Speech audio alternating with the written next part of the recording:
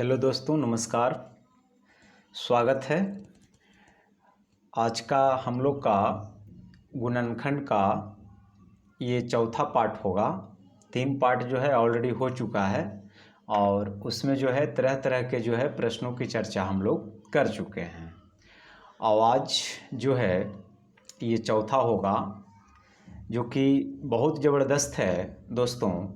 कई बार सवाल इस तरह से पूछ दिया जाता है कि बताइए 3 अंकों वाली कितनी संख्याएं हैं जिनके केवल 3 गुणनखंड है। तो ऐसे में जो है आप समझ नहीं पाते हैं कि ये कहना क्या चाहता है और चाह कर भी आप जो है टाइम पर इसको नहीं बना पाते हैं। तो दोस्तों इस तरह के सवालों को बस 1 से 2 सेकंड में हम लोग सीखेंगे करने के लिए, लेकिन उससे पहले शुरुआत जो है छोटा सा चीज़ से करते हैं। तो पहला जो आपके सामने प्रश्न लिखा हुआ है आप उसको ध्यानपूर्वक पढ़िए और समझिए कि कहना क्या चाहता है। कहना ये चाहता है दोस्तों कि 1 अंकों वाली ऐसी कुल कितनी संख्याएं हैं जिनके केवल और केवल 3 गुणनखंड है। तो मैं आपको 1 अंकों वाली पहले संख्या लिख देता हूँ। तो मैंने आपके सामने 1 अंकों वाली टोटल संख्याएं आपके सामने मैंने लिख दिया। क्लियर। अब इसमें केवल और केवल 3 गुणनखंड खोजना है। तो 1 का तो 3 गुणनखंड है नहीं, है भी तो 1 1 1 ऐसा ही है, एक ही है। 2 का जो है 1 है और 2 है, 3 गुणनखंड तो है नहीं, तो ये भी नहीं होगा, ये भी नहीं होगा। 4 को अगर देखा जाए दोस्तों तो 1 से कटता है, 2 से कटता है और 4 से कटता है, यानी 3 गुणनखंड 4 का मिल गया, 5 का तो मिलेगा नहीं। इसी तरह से 6 को अगर देखें तो 1 से कटता है, 2 से कटता है, 3 से कटता है और 4 से कटता है, इसका तो 4 गुणनखंड हो गया, तो ये भी नहीं लेना है। 7 भी नहीं होगा। 8 को भी देखा जाए तो 1 से कटता है, 2 से कटता है, 4 से कटता है, 8 से कटता है, इसका तो 4 गुणनखंड हो गया, तो ये भी नहीं होगा। 9 को अगर देखा जाए मेरे प्यारे दोस्तों तो 1 से कटता है, 3 से कटता है और 9 से कटता है। तो सवाल आपसे ये पूछा गया था कि 1 अंकों वाली कुल कितनी संख्याएं हैं जिनके केवल और केवल 3 गुणनखंड है, न तो 3 से कम न तो 3 से ज़्यादा। तो ऐसी कितनी संख्याएं संभव है? तो 2 संख्याएं संभव है। कौन कौन? 4 और 9।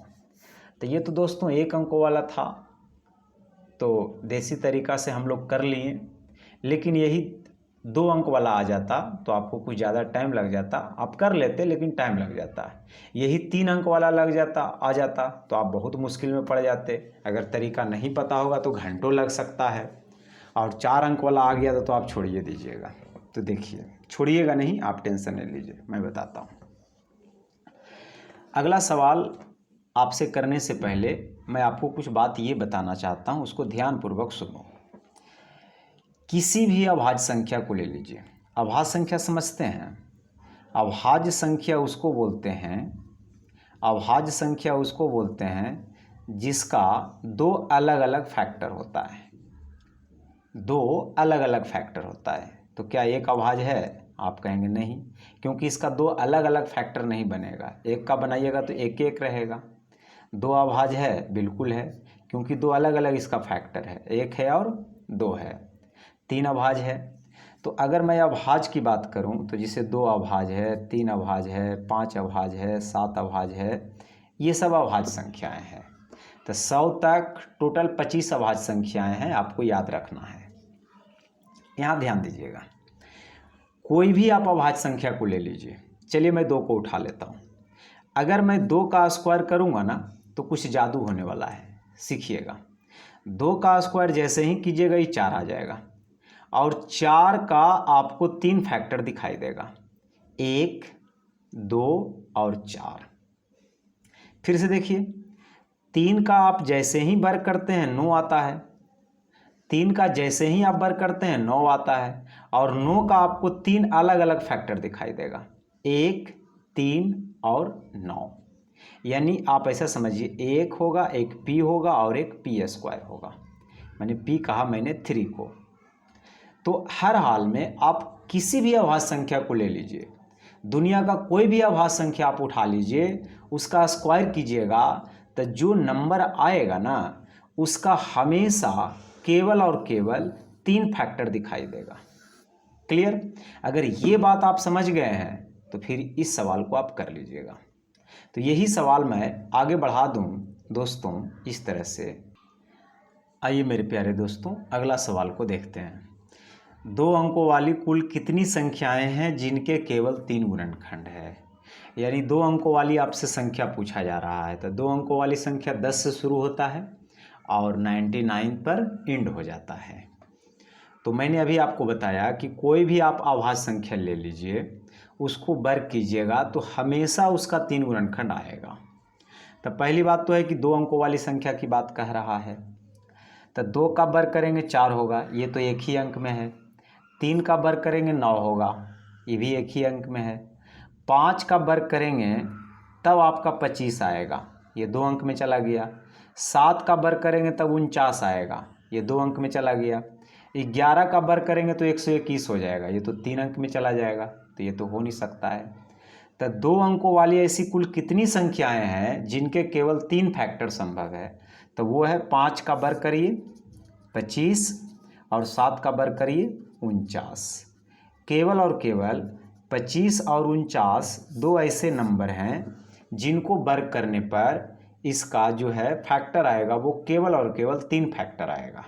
देखा आपने, बहुत ही आसान है। तो मैंने 100 तक अभाज्य संख्या लिख दिया है। 100 तक टोटल जो है अभाज्य संख्या होता है 25। तो ध्यान देना है दोस्तों, एक अंक वाला टोटल 2 संख्या था जिसके 3 फैक्टर, 2 अंक वाला भी 2 आया जिसके 3 फैक्टर। अब आगे जो भी नंबर आएगा ना 11 से आगे वो 3 अंक 4 अंक वाला ये सब ऐसे रहेगा। तो अगर अगला सवाल आपसे ये पूछा जाए कि 3 अंकों वाली कुल कितनी संख्याएं हैं जिनके केवल 3 फैक्टर है, अगर सवाल ऐसे पूछ लिया जाए कि 3 अंकों वाली कुल कितनी संख्याएं हैं जिनके केवल और केवल 3 फैक्टर है, तो देखो आप तो जानते हैं अभाज्य संख्या का वर्ग करेंगे तो हमेशा जो आएगा नंबर उसका 3 फैक्टर होगा। तो 7 तक तो ऑलरेडी हम कर चुके हैं, क्योंकि 7 तक आपका 5 और 7 2 अंक में आ गया, 3 अंक में तो आएगा नहीं 7 का वर्ग करेंगे तो। 11 का वर्ग करिए 121, फिर ऐसा ही 13 का वर्ग करिएगा 169, फिर आप 17 का वर्ग करिएगा 289। इस तरह से आप कहाँ तक जाइएगा, आप चले जाइए 31 तक। आप 11 से लेकर 31 तक के अभाज्य को वर्ग करिए, ठीक है। ये आपको 3 अंक में बांध के रखेगा। जैसे ही 31 के बाद 37 के पास जाइएगा, होगा ये कि ये 4 अंक में एंट्री ले लेगा। और आपसे पूछा गया है केवल और केवल 3 अंक वाला ही संख्या बताना है जिसके 3 फैक्टर है। तो ये सब तो हो नहीं सकता, ये सब तो हो गया 1 और 2 अंक में, आगे तो 4 अंक में चला जाएगा। तो आप देख सकते हैं 1 2 3 4 5 6 7, यानी कुल 7 संख्याएं हैं। कितने संख्याएं हैं दोस्तों? कुल 7 संख्याएं हैं 3 अंक वाला जिसको 3 गुणनखंड है। कन्फर्म? इसमें कोई दिक्कत? कौन कौन सी संख्या है? तो 11 का स्क्वायर करिएगा 121, यह एक ऐसा संख्या है जिसके केवल और केवल 3 फैक्टर हैं। फिर 13 का कर लीजिए 169, उसको भी 3 फैक्टर आएगा। फिर 17 का कर लीजिए 289, 19 का कर लीजिए 361, 23 का कर लीजिए 529, 29 का कर लीजिए 841, 31 का कर लीजिए 961। ये सब संख्याएं जो है इनके केवल और केवल 3 फैक्टर है।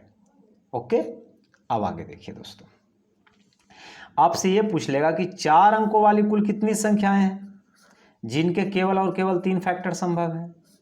तो देखिए, आपको पता है कि 1 से 100 तक टोटल 25 अभाज्य संख्याएं होते हैं, जिसमें आपने काउंटिंग कितना कर लिया, 3 अंक वाला हो गया 7 और 1 अंक वाला हो गया 2 और 2 अंक वाला हो गया 2। तो 2 को पहले निकल गया था, 2 को बाद में। तो 2 और 2 4 और 7 11, यानी 11 संख्याएं तो निकल गया दोस्तों। अब ध्यान दीजिए, आप 97 तक वर्ग करके देख लीजिए, ये आपको 4 अंक में रखेगा। 99 तक आपको 4 अंक में रखेगा। 99 का वर्ग करिएगा 9801, वो भी 4 अंक में रखेगा। जैसे ही 100 का वर्ग कीजिएगा तो वो जो है 5 अंक में चला जाएगा। तो आप 37 से लेकर अभाज्य संख्या को 97 तक आप लगातार जो है वर्ग करते रहिए, ये संख्याएं बता देगा कि 3 फैक्टर है, यानी जो भी संख्या आएगा बढ़ करके उसको 3 फैक्टर है। तब मैं जानता हूँ कि 1 से लेकर 100 तक 25 अभाज्य संख्याएं होती है, जिसमें 11 संख्याएं तो हम निकाल चुके हैं। तो 25 में अगर 11 हम घटा देंगे मेरे दोस्तों तो आ जाएगा कितना, 14।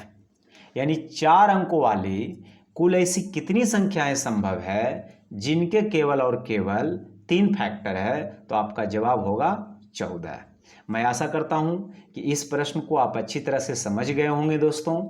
तो बस अगले वीडियो का इंतज़ार करिए, तुरंत आ रहा है गुणनफल निकालने के लिए और एवरेज, ठीक है, मतलब फैक्टरे में सभी फैक्टर का एवरेज बताइए, सभी फैक्टर का गुणनफल बताइए क्या होगा।